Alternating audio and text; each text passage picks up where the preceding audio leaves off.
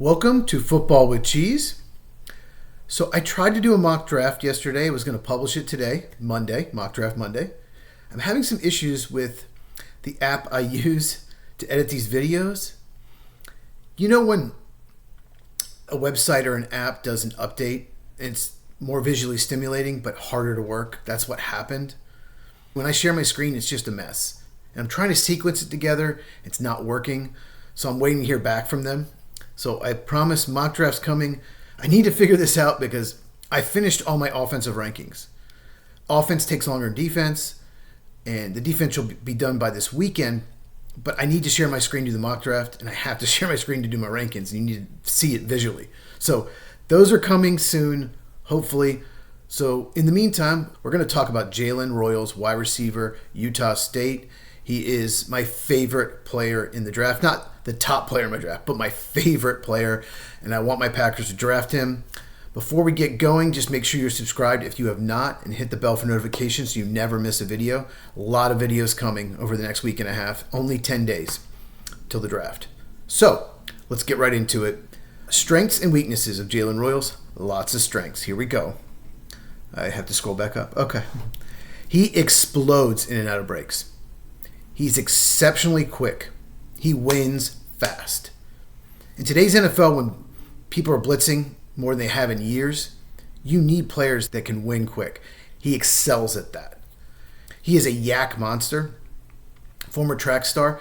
If you don't know, yak means yards after catch. He is so dangerous in the open field. He not only makes people miss, but he has unbelievable contact balance. So he breaks a lot of tackles. He's 6'2", 205, so he's built like a running back. He's a terrific route runner. It's his most improved area, in my opinion, from the previous season. He ran a 4.42 40, which surprised me. I thought he was more a 4.47 to 4.52 guy on the field, which isn't bad.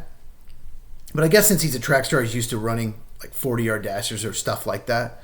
So that's probably why he did so well. But that's a great time for him. He turned a lot of short throws into huge gains. Significant gains for Utah State. They manufactured touches for him. They just got him the ball in his hands in a quick slant or just some kind of short route, and he just took off on a lot of those plays. He's instinctive, and he'll find the open area when a play breaks down. He's very good at getting open. Really helps the quarterback out. He tracks the ball well in the air. He has good hands, and he will fight hard on those contested catches. He does not like losing those contested catches. He secures the ball quickly and sets himself up to get the yards after catch. What I mean by that, he'll catch the ball away from his body and instantly he's got it secured and he doesn't lose momentum. There are so many players in the NFL, tight ends especially, but receivers as well. They have to take time to see the ball, catch it, takes a second, slows the momentum, then secure it.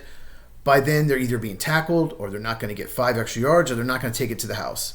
And he doesn't miss a beat. No wasted movement. And if you watch the gauntlet drill at the combine, you can see how good he is at this. The gauntlet drill is you're running across the field and looking left and right, catching, secure quickly, catch the ball, secure quickly, running really hard. I remember Ladd McConkey was so good at this drill last year, and he went early second round. Jalen Royals looked to me the best at this drill, at this combine. It's so important in today's NFL to secure quickly. He's versatile. He can line up in the slot or outside. He's a willing blocker in the run game. Very important in today's NFL, especially all the outside zones that teams run. He'll do whatever it takes to help his team, and he can return kicks and punts. Track star. He can be your return man. So that's a lot to like. I just don't see many players good at just about everything, but you have to find some negatives. I was having trouble finding a lot of negatives just watching him. So what I did was I looked at some other draft analysts because I was just curious. I didn't even look at the positives. I'd look at the negatives. I was trying to find some negatives. I mean, there's a few, but some of the negatives they had they're wrong. I saw one that said, not the best athlete. Not true. There is something called RAS, R-A-S, Relative Athletic Score. You can Google any player's RAS for the draft, and it will tell you out of 10 what their athletic score is. It's not a perfect system, the RAS, but it's helpful for the fans. Every team has their own athletic score. But he got a 9.23 out of 10, which is 92.3 percentile athlete at the position. It's a big one, by the way. It's a big website, very popular. I've mentioned it here in other videos. That is the negative the guy said. And he's like, he's wrong. It's like, they're paying you too much money. You're wrong. It's really 95 or 96% in my opinion, because he's knocked down for his height. He's only 6 foot. So he's in the 47th percentile height. And he's knocked down for his bench, where he's 54%. He's above 50% bench, 13 reps of the bench. I don't care. It's really 95 or 96% athlete, in my opinion. He's a terrific athlete. Some of these people, they're just making up negatives because they can't find any. I found a few. Level of competition wasn't great at Utah State, but he dominated. That's what I want to see. If your level of competition isn't great, I want to see that you dominated, and he did. He had a foot injury. He did miss 5 games, but it was fully healed because he had a great Senior Bowl week and a great combine. He looked 100%. So I'm not too worried about it, but teams might want to take a look. His arms aren't super long, so he could struggle maybe a little with press man. But just send him in motion. Problem solved. I have him in motion on almost every play. The guy is just such a playmaker. He might not be a true deep threat. He ran 4.42. Typically, deep threats, you want to run in 4.2s or 4.3s. But that's not his game. I don't care. His game is yards after catch, winning quickly, running great routes, finding holes in the zone, and making plays. He doesn't need to be a deep threat. That's not his role. So I don't care. So comps. I compare him.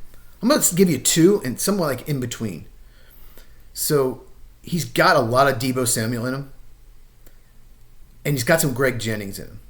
So Deebo Samuel, who is now on Washington, used to be on the 49ers. And Greg Jennings played for the Packers, Vikings, and Dolphins. The reason I mentioned Greg Jennings is he was a great route runner, and he was great at securing the ball quickly, not losing momentum, no wasted movement, just like Royals. Royals is a little bigger than Jennings and more explosive. And Deebo Samuel, I think Royals can be a gadget player like Deebo.